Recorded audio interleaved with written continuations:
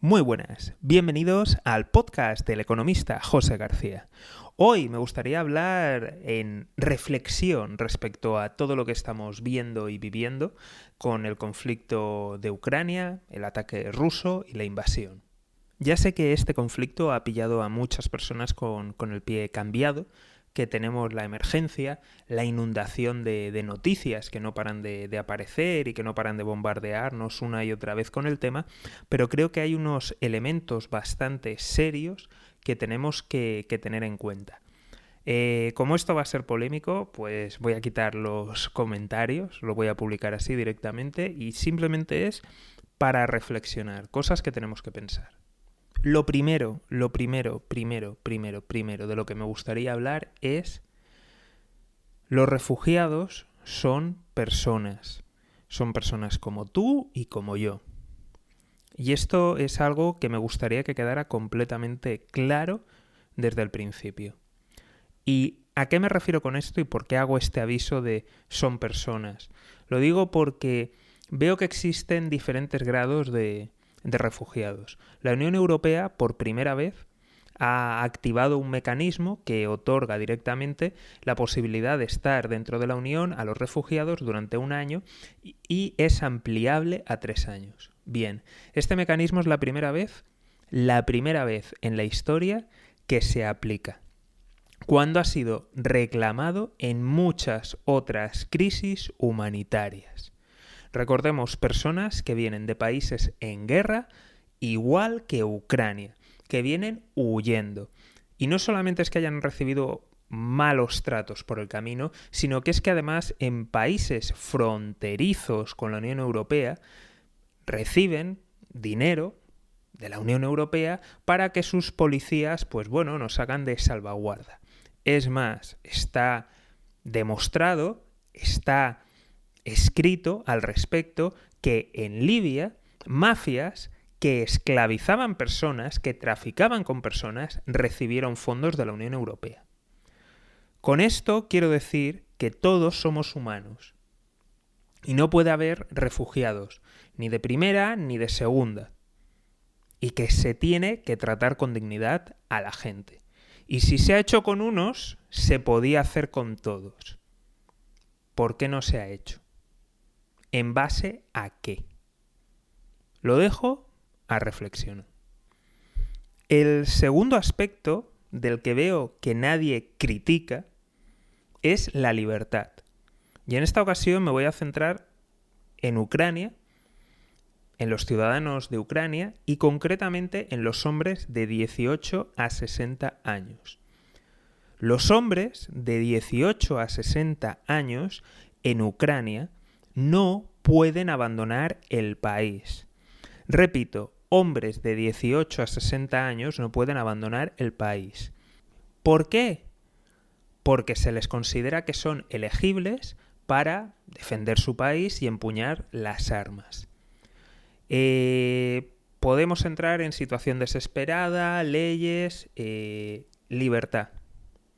Y ya no solamente vamos a hablar de libertad, vamos a hablar desde un punto de vista táctico, desde un punto de vista militar. Una persona que no tiene ningún tipo de formación militar, que no sabe manejar armas, que no ha disparado en su vida y que además no quiere participar en una guerra y en un conflicto. Eso es un auténtico peligro. Y es más fácil que acabe hiriendo a compañeros o hiriéndose a él mismo que ser de algún tipo de utilidad en el campo de batalla. Así que a reflexionar realmente cuál es el verdadero objetivo de esta pseudo-movilización. Y sobre todo me preocupa que nadie esté criticando esto, que nadie esté hablando de la falta de libertad. Hay fronteras en las que va a cruzar la familia y paran a los hombres en esa edad, independientemente de su estado físico, de su condición, independientemente. De 18 a 60 te tienes que quedar y tienes que ir al frente. Y de hecho, dentro de Ucrania no están dejando que hombres en esa edad se registren en hoteles.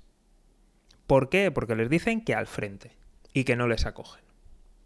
Entonces, volvemos a Uno, la libertad, lo importante que es, que nadie esté criticando esto, y luego, realmente, cuál es la utilidad en el campo de batalla. La tercera reflexión es a raíz de la noticia de que medios rusos como Russia Today o Sputnik han sido vetados. Creo que me habéis escuchado aquí en este programa y en otros criticar y de hecho llamar directamente panfleto del Kremlin a Russia Today.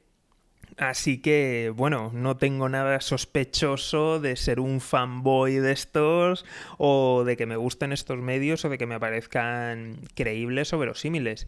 Pero nos tenemos que preguntar realmente la utilidad y realmente qué es lo que se está buscando con esto. Lo digo porque yo lo digo a nivel personal, evidentemente. A mí me gusta contrastar las noticias y me parece interesante saber dónde están poniendo hincapié los medios del Kremlin y saber sus versiones, evidentemente tergiversadas, distorsionadas. Vale, eso por una parte.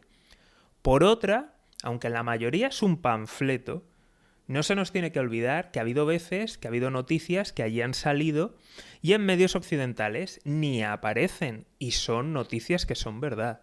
Y luego, lo que me parece más preocupante es lo rápido que se pone la censura contra otros, porque recordemos la guerra de Irak y las armas de destrucción masiva. Si hubiéramos medido con la misma regla, ¿cuántos medios estarían cerrados a día de hoy? Y sobre todo, lo más importante de todo ya no es el tema del acceso a determinados medios y que se censuren. Yo creo que lo más preocupante de todo es cómo funcionan los algoritmos y cómo recomiendan determinadas cosas y cómo nos tratan de meter por la garganta determinado contenido. Y yo creo que aquí sí que hay, o debería de haber, un debate muy, muy serio. Y si no, me voy a un ejemplo. El número de personas que cree que la Tierra es plana no deja de aumentar. Y no es algo demasiado complicado comprobar que la Tierra no es plana. Mentiras como esta, ¿cómo es posible que se extiendan tan rápido? Pues evidentemente, si no fuera por los algoritmos, determinadas cosas no llegarían. Y, evidentemente, determinadas ideologías extremistas no se habrían extendido como la pólvora.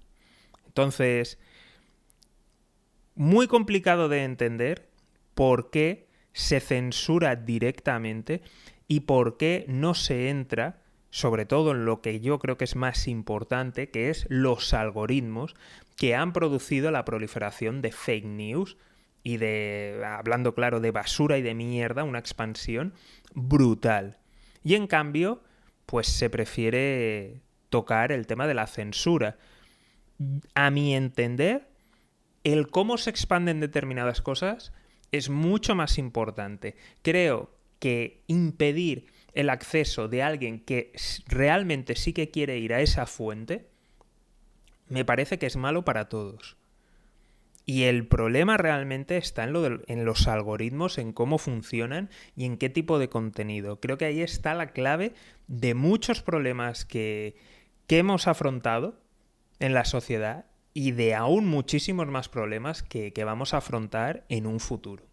De nuevo, curioso la decisión de censurar. ¿Qué habría pasado si hubiéramos medido con la misma regla de medir a muchos medios de aquí occidentales? Y he hablado de la guerra de Irak porque está muy pasado, muy trillado y creo que ha quedado bastante claro, pero se me ocurren muchos más temas. Y hasta aquí el capítulo de reflexiones.